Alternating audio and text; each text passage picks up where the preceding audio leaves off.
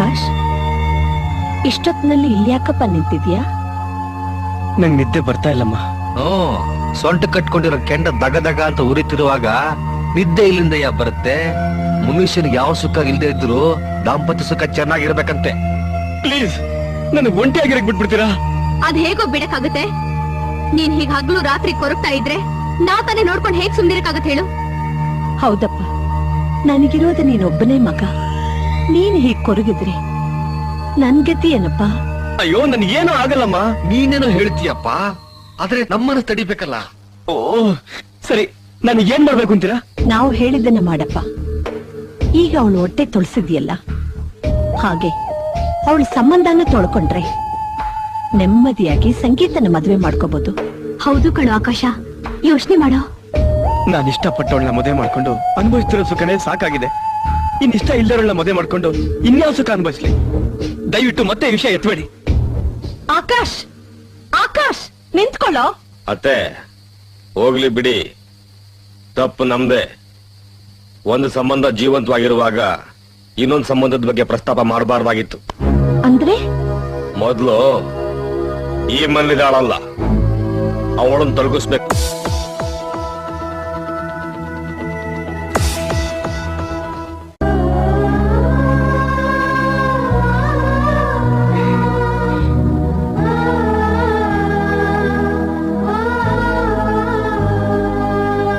ಅಮ್ಮ, ಕಾಫಿ.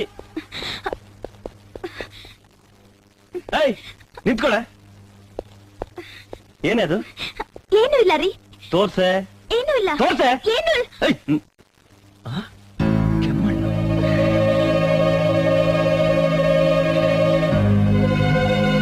ಕೆಮ್ಮಣ್ಣು ತಿಂತಾಗಲ್ಲ.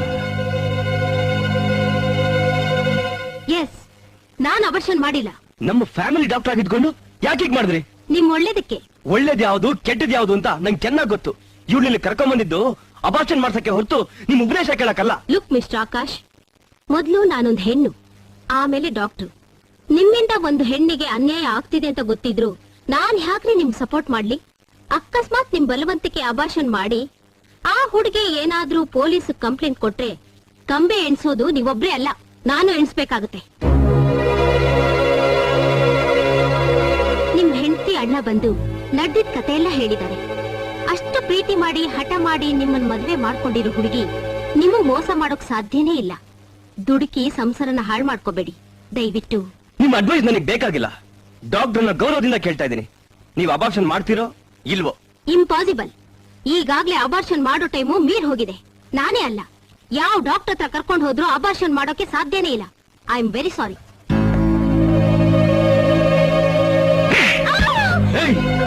ಅಣ್ಣ ತಂಗಿ ಇಬ್ರು ಸೇರ್ಕೊಂಡು ನನ್ ಕಣ್ಣಿಗೆ ಮಣ್ಣು ಹಚ್ತೀರಾ? ಆಕಾಶ್ ಏನಾಯ್ತು? ಮೋಸಮ್ಮ, ಮೋಸ. ಇವಳಿಗೆ ಅಬಾರ್ಷನ್ ಮಾಡ್ದೆ ಅಂತ ಸುಳ್ಳು ಹೇಳಿ ನಮ್ ಡಾಕ್ಟರ್ ನಮಗೆ ಚೀಟ್ ಮಾಡಿದಾನೆ. ಇವಳ ಅಣ್ಣ ಬಂದು ಆ ಡಾಕ್ಟರ್ಗೆ ಏನೋ ಮರಳು ಮಾಡಿ ಇವಳಿಗೆ ಅಬಾರ್ಷನ್ ಮಾಡಿದ್ರೆ ಹಾಗೆ ಮಾಡಿದಾನೆ. ಗೊತ್ತು ಕಣೋ, ನನಗ್ ಗೊತ್ತು. ನಿನ್ನನ್ನ ಮರಳು ಮಾಡಿ ಈ ಆಸ್ತಿನೆಲ್ಲ ಒಡಿಬೇಕು ಅಂತ ಕಾಯ್ತಾ ಕೂತಿದ್ದಾಳೆ. ಇವಳನ್ನ ಹೀಗೆ ಬಿಟ್ರೆ ನಮ್ಮನ್ನ ಬೀದಿ ಪಾಲ್ ಮಾಡ್ತಾಳೆ. ನಾನೇನು ಮಾಡಿಲ್ಲ ಅತ್ತೆ, ನಾನೇನು ತಪ್ಪು ಮಾಡಿಲ್ಲ. ನನ್ಗೆ ಏನು ಮಾಡಬೇಡ. ಏನ್ ನಾಟಕ ಆಡ್ತೀಯ ನೀನು? ನಮ್ಮನ್ನೇ ಏನ್ ಮಾಡ್ತೀಯಾ? ಎಳೆ ಮೇಲೆ ಎಳೆ. ಹೊಡಿಯಮ್ಮ ಇವ್ನು, ಹೊಡಿಯಮ್ಮ, ಹೊಡಿಯಮ್ಮ. ಎಷ್ಟು ಧೈರ್ಯ ನನಗೆ. ಅಕಸ್ಮಾತ್ ಅವ್ರಿಗೇನಾದ್ರು ಆದ್ರೆ ಅವಳ ಅಣ್ಣ ಖಂಡಿತ ನಮ್ಮನ್ನು ಸುಳ್ಳು ಬಿಡೋದಿಲ್ಲ. ಡೌರಿ ಕೇಸ್ ಅಂತ ಕಂಪ್ಲೇಂಟ್ ಕೊಟ್ರೆ ನಾವೆಲ್ಲ ಕಂಬಿ ಎಣಿಸ್ಬೇಕಾಗತ್ತೆ. ಹೌದಮ್ಮ, ಇವಳ ಈ ಮನೆ ಬಿಟ್ಟು ತೊಲಗ್ಬೇಕು. ಯಾರೋ ಒಂದ್ ಲೋಟ ನೀರು ಕೂಡ ಕೊಡ್ಬೇಡಿ. ಇವಳು ಈ ಮನೇಲಿ ಹೇಗ್ ಸಂತೋಷವಾಗಿರ್ತಾಳೋ ನಾನು ನೋಡ್ತೀನಿ. ಅನಿಷ್ಟಿದಳು.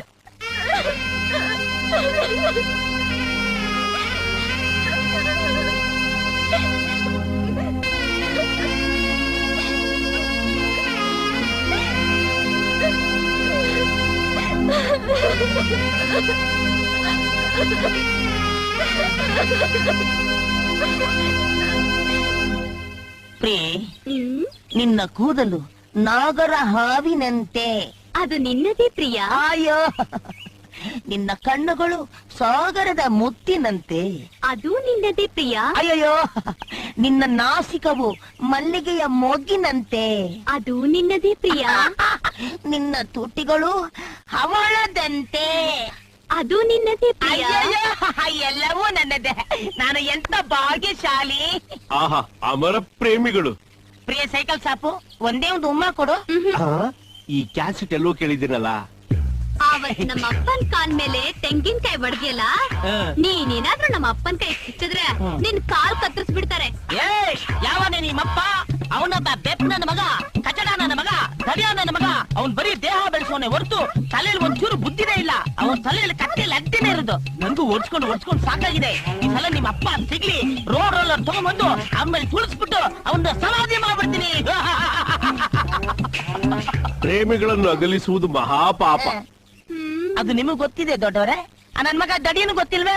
ಅವನು ಬರೋ ಜನ್ಮದಲ್ಲಿ ತಿಗಣೆ ಆಗೇ ಹುಟ್ಟೋದು. ಸರಿ, ನಮ್ಮ ಅಪ್ಪನ್ ಸಮಾಧಿ ಮೇಲೆ ಏನ್ ಕಟ್ಟಿಸ್ತೀಯಾ?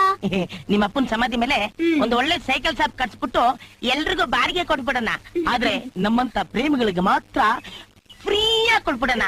ಬೆಳಗಿಂದ ಸಾಯಂಕಾಲ ತನಕ ಅಡ್ಡಾಡ್ಕೊಂಡ್ ಬರ್ಲಿ. ಐಡಿಯಾ ಏನೋ ಚೆನ್ನಾಗಿದೆ, ಆದ್ರೆ ದುಡ್ಡಿಗೆ ಯಾರ ಮನೆ ಕಣ್ಣಾಗ್ತೀಯಾ? ಈ ಸೌಂಡ್ ಸಿಸ್ಟಮ್ ಎಲ್ಲ ಕೇಳಿದ್ದೀನಲ್ಲ. ಮಗನೇ, ನನ್ ತಲೆ ಒಳಗೆ ಬುದ್ಧಿ ಇಲ್ಲ, ತುಂಬಿರೋದೆಲ್ಲ ಬರೀ ಲದ್ದಿ ಅಲ್ವಾ? ನನ್ ತಗೊಂಡೋಗಿ ರೋಡ್ ರೋಲರ್ ಹೊಡೆದ್ಬಿಟ್ಟು ಊತಾಕ್ಬಿಟ್ಟು ಸಮಾಧಿ ಮಾಡ್ತೀಯಾ? ಸಮಾಧಿ ಮಾಡ್ಬಿಡಿ. ಅದ್ರ ಮೇಲೆ ಸೈಕಲ್ ಶಾಪ್ ಕಟ್ತೀಯಾ? ನಮ್ಮ ಪ್ರಾಣಗೂ ಇಲ್ಲ ಇಲ್ಲ ಇಲ್ಲ. ಬಾಯ್ಬಿಟ್ಟೆ ಅಪ್ಪ ದಪ್ಪ ಮುಡಿನ ತುಪ್ಪ. ಇನ್ನೊಂದ್ ಕಿತ ಏನಾದ್ರೂ ಆ ಚಿಂಪಾಂಜಿ ನನ್ ಮಗನ್ ಜೊತೆ ಹೋಗಿದ್ ನೋಡಿದ್ರೆ ನಿನ್ನ ಮನೆ ಕರ್ಕೊಂಡು ಹೋಗಿ ರೂಮ್ ಕುಡಿ ಬೀಗ ಹಾಕ್ಬಿಡ್ತೀನಿ. ನಡಿಯ ಮನೆಗೆ. ಕಾಟನ್ ಸೀರೆ, ಕಂಚಿ ಸೀರೆ, ರೇಷ್ಮೆ ಸೀರೆ.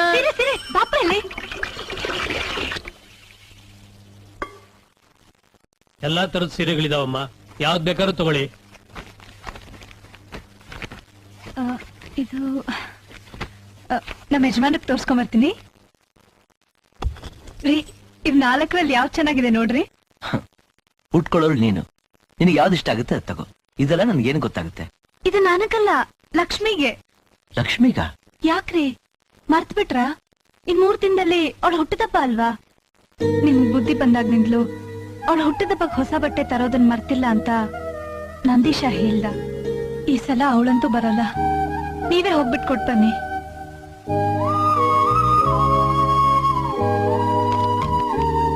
ಗೌರಿ, ನನ್ ತಂಗಿಗೆ ದೇವತೆ ಅಂತ ಅದಕ್ಕೆ ಸಿಕ್ಕದ್ಲು, ಆದ್ರೆ ದೇವರಂತ ಗಂಡ ಸಿಕ್ಲಿಲ್ವೇ? ನೊಂದ್ಕೋಬೇಡ್ರಿ, ಕಾಲ ಯಾವತ್ತೂ ಹೀಗೆ ಇರಲ್ಲ. ಇವತ್ತಲ್ಲ ನಾಳೆ ಖಂಡಿತ ಒಳ್ಳೇದಾಗತ್ತೆ. ಅವಳಿಗೆ ನಿಮ್ಮನ್ನ ನೋಡ್ಬೇಕು ಅಂತ ಆಸೆ ಇರಲ್ವಾ? ಅವಳಂತೂ ಇಲ್ಲಿಗೆ ಬರೋಕ್ಕಾಗಲ್ಲ. ನೀವೇ ಹೋಗಿ ಸೀರೆ ಕೊಟ್ಟು ನೋಡ್ಕೊಂಡ್ ಬನ್ನಿ. ಬೇಡ ಗೌರಿ, ಬೇಡ. ಇವಾಗಿನ ಪರಿಸ್ಥಿತಿಯಲ್ಲಿ ನಾಲ್ ಹೋಗಿ ಕೋಪದಿಂದ ಏನಾದ್ರೂ ಅನಾಹುತ ಮಾಡಿದ್ರೆ ಅದರಿಂದ ಅವಳಿಗೆ ತೊಂದ್ರೆ. ನೀನೇ ಹೋಗಿ ಕೊಟ್ಬಾ.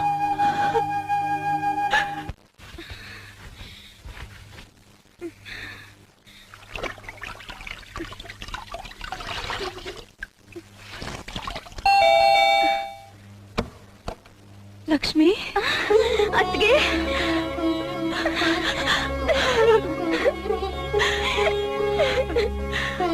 ಲಕ್ಷ್ಮಿ ಹೇಗಿದ್ದೋಳು ಹೇಗಾಗ್ಬಿಟ್ಟಿಲ್ಲಮ್ಮ? ನನ್ಗೇನಾಗಿಲ್ಲ ಅದ್ಕೆ, ನಾನ್ ಚೆನ್ನಾಗೇ ಇದ್ದೀನಿ. ಅಣ್ಣ ಎಲ್ಲದ್ಗೆ ಬೈಕ್ ಸೌಂಡೆ ಕೇಳಿಸ್ಲಿಲ್ಲ, ಯಾಕೆ ಬರ್ಲಿಲ್ವಾ? ಇಲ್ಲಮ್ಮ, ಅಣ್ಣಂಗೂ ಈ ಪಾಪಿ ಬೇಡವಾಗ್ಬಿಟ್ಲ. ಯಾಕಮ್ಮ ಹೀಗೆಲ್ಲ ಮಾತಾಡ್ತೀಯ ಲಕ್ಷ್ಮಿ? ನೋಡು, ನೀನು ಪಾಪಿ ಅಲ್ಲಮ್ಮ, ಪುಣ್ಯವಂತೆ. ಬೆಂಕಿ ಅಷ್ಟೇ ಪವಿತ್ರವಾದಳು. ನೀವು ನನ್ಗೆ ಹಗಲು ರಾತ್ರಿ ನಿನ್ ಚಿಂತೆ ಬಿಟ್ರೆ ಬೇರೆ ಏನು ಇಲ್ಲಮ್ಮ. ಮತ್ ಯಾಕದ್ಕೆ ನಾನ್ ನೋಡಕ್ ಬರ್ಲಿಲ್ಲ? ಈ ಮನೆಯಲ್ಲಿ ಈ ಸ್ಥಿತಿಲಿ ಅವ್ರ ಕೈಯಲ್ಲಿ ನೋಡಕ್ ಆಗಲ್ಲ ಲಕ್ಷ್ಮಿ. ನೋಡು, ಬಸ್ರಿ ಹೆಂಗ್ಸು ಜಾಸ್ತಿ ಕಣ್ಣೀರ್ ಹಾಕ್ಬಾರ್ದು, ಸಮಾಧಾನ ಮಾಡ್ಕೊ.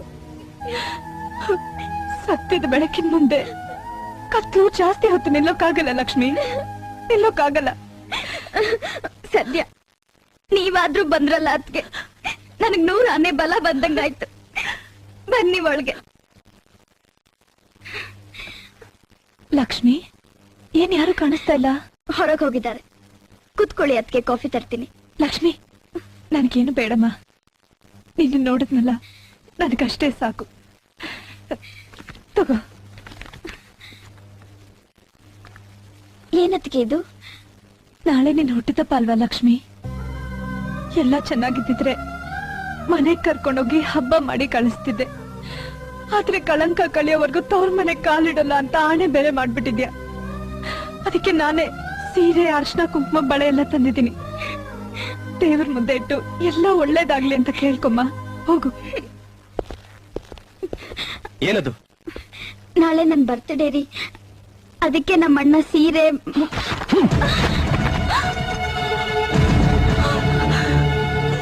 ನಮ್ಮ ನಿಮ್ಮ ಸಂಬಂಧ ಯಾವತ್ತೋ ಸತ್ತೋಯ್ತು. ಮತ್ತೆ ಬಂದೆ ಇಲ್ಲಿಗೆ? ಇಲ್ಲ ಆಕಾಶ್, ಸತ್ತಿರೋದು ಮಾತಿನ ಸಂಬಂಧ ಅಷ್ಟೇ, ಮನಸ್ಸಿನ ಸಂಬಂಧ ಅಲ್ಲಪ್ಪ.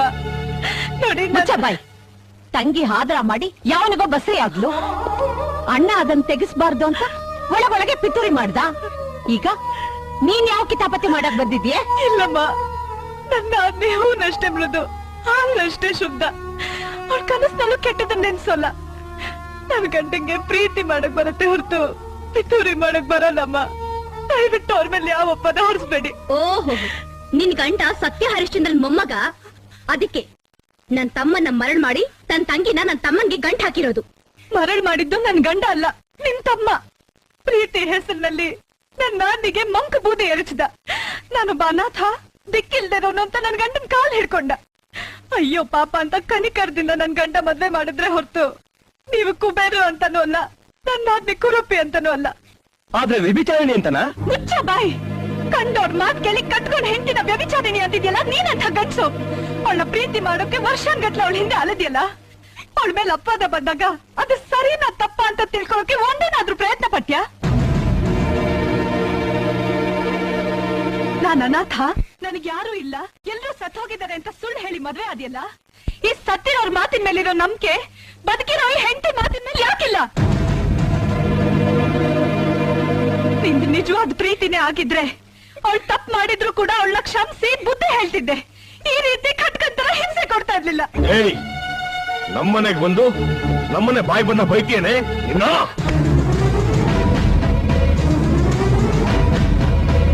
ಮಾವನ ಮನೆ ಎಂಜಲ್ ತಿನ್ಕೊಂಡ್ ಬಿದ್ದಿರೋ ನಾಯಿ ನೀನು.